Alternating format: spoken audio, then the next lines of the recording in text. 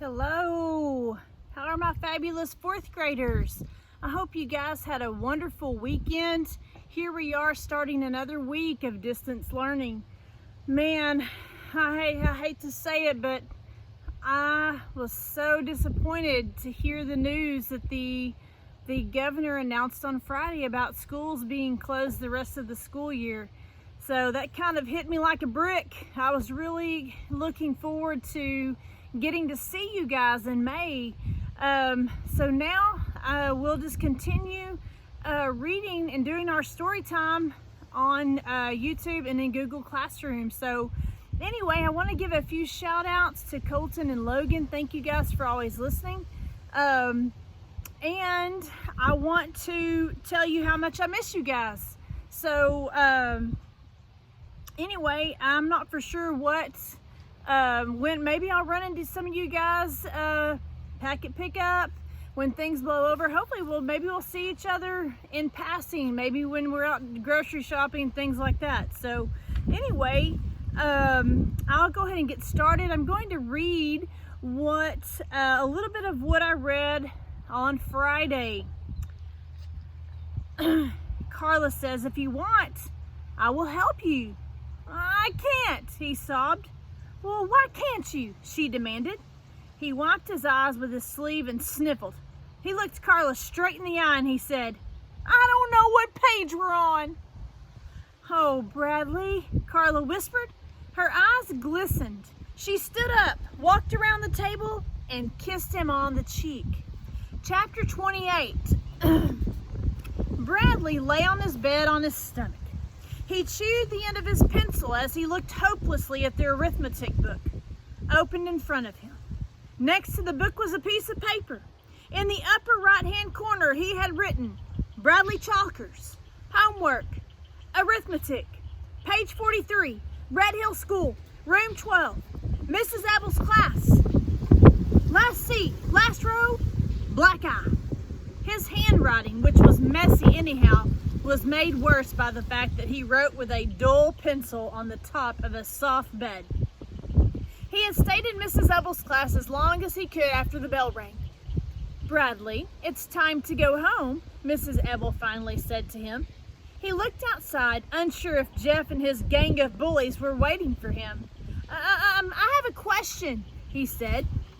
Mrs. Ebel eyed him suspiciously. "What kind of question?" He tried to figure out what kind of question he had. An asking question." "I see," said Mrs. Ebel. "May I ask it?" he asked. "Okay," she said reluctantly. He asked his question. "What page is the homework on?" "The homework? Page 43.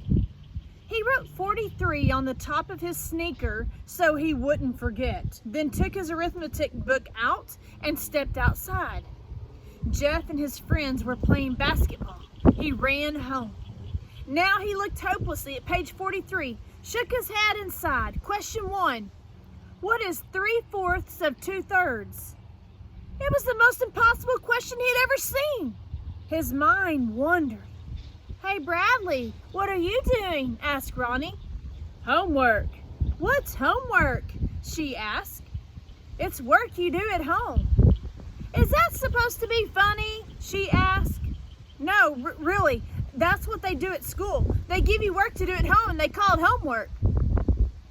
"You've never done it before," said Ronnie. "I'm doing it for Carla. Now leave me alone so I can concentrate."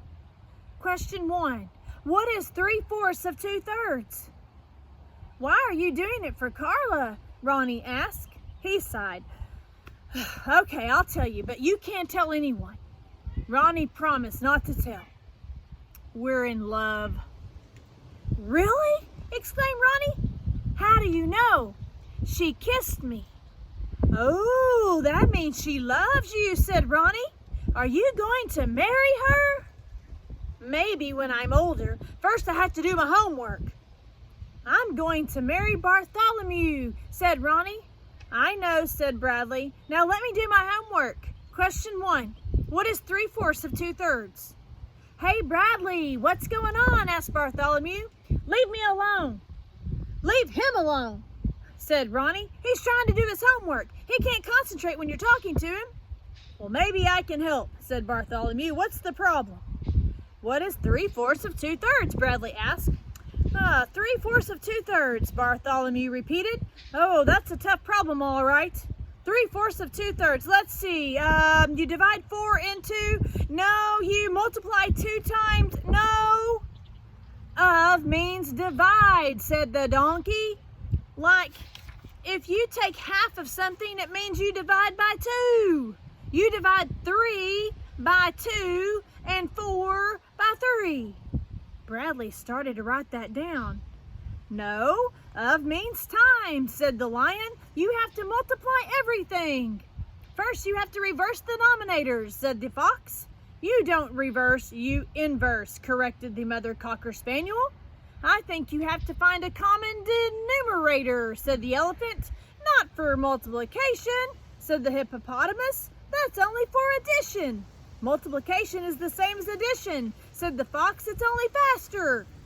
You cancel out the 3s, said the kangaroo. You always cancel out the 3s. You multiply the 3s, said the lion. Bradley kept erasing and rewriting and erasing and rewriting until there was nothing but a big black smudge covering his paper. On top of the smudge, he tried to write 3 times 3 equals 9, but as he did so, his pencil tore a hole through the paper. The answer can't be 9, said Ronnie. If you start out with fractions, you have to end up with fractions. Bradley slammed the book shut. None of you know what you're talking about, he cried out in disgust. He took the book, paper, and pencil and walked down the hall to the dining room. His mother was sitting at the table working a crossword puzzle from the newspaper. He plopped down next to her and sighed. She looked at him inquisitively. I can't figure out how to do my homework, he complained. Will you help me? His mother smiled. I'd be delighted. Let me see.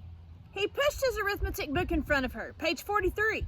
She opened the book to that page and looked at Bradley's torn, smudged paper. Okay, first let me clear away this newspaper so we can have a nice, neat place to work. While I do that, I want you to get a clean sheet of paper. Well, I don't have any more paper. This is all I brought home. Well, there's some paper in your father's desk. Get a sharp pencil, too. He looked at her in disbelief. He wasn't allowed to touch anything on his father's desk. She nodded. Bradley felt a little scared as he walked into the extra bedroom, which his father used as an office. He opened the top drawer of the old oak desk and carefully took out a pencil and a piece of paper. He shut the drawer, looked around, then hurried back to his mother. She smiled at him. He sat down and wrote, much neater this time. Hi, Goldie, are you back again? I think it's so funny. Sorry to interrupt, but I think it's so funny that you keep coming out here for story time. Okay, let me get back to reading. Oh, you're shedding. He looked at her in disbelief. He wasn't allowed to touch anything on his father's desk. She nodded. Bradley felt a little scared as he walked into the extra bedroom which his father used as an office. He opened the top drawer of the old oak desk and carefully took out a pencil and a piece of paper. He shut the drawer, looked around, then hurried back to his mother. She smiled at him. He sat down and wrote, much neater this time. Bradley Chalkers, homework, arithmetic, page 43, Red Hill School, room 12, Mrs. Ebel's class, last seat, last row, black eye. You have to put all that, he explained, in case it gets lost. She read the first question aloud. What is 3/4 of 2/3? He shrugged. Okay, she said, the first thing you want to do is write the equation. He still didn't know what to do. She wrote it for him. 3/4 times 2/3 equals blank. Whenever you see the word of, it means you multiply, she explained. Of means times, he said. Right, said his mother. That was what the lion had said. Now you can cancel out the 3s, said his mother. That was what the kangaroo had said. You always cancel out the 3s. Neither of them noticed that Claudia was standing behind them watching. That's not how you're supposed to learn it, she said abruptly. Bradley turned around and glared at her. You have to explain why you cancel them. said Claudia, and they don't call it canceling. It's called dividing by 1. I just know the way I learned it, said Mrs. Chalkers. Well, if you want, I can show you, Bradley, said Claudia. He looked at his mother, then back at Claudia, then at his mother. She knows the way they're teaching it now, said his mother. You'll help me? Bradley asked his sister. Sure, why not? I got nothing better to do. Mrs. Chalker stood up and Claudia took her place. Don't do it for him, said Bradley's mother. Make sure he knows how to do it himself. Claudia worked patiently with Bradley for the rest of the afternoon. When he said he understood something, she made him explain it to her. That was harder. He understood it when she did it, but then he had trouble when he tried to do it himself. By dinner time, they were only a little more than halfway through. Bradley wanted Claudia to help him after dinner too, but she had her own homework to do. You know how to do it, she told him. You can do it yourself. Well, I need help, he complained. I'll help you, said his father. You will? Let's go to my office. We can work at my desk. Bradley couldn't believe it. They worked together. Bradley was surprised by how much his father knew. He made all the hard parts seem easy. Bradley was a little disappointed by how quickly they finished. He had liked working with his father.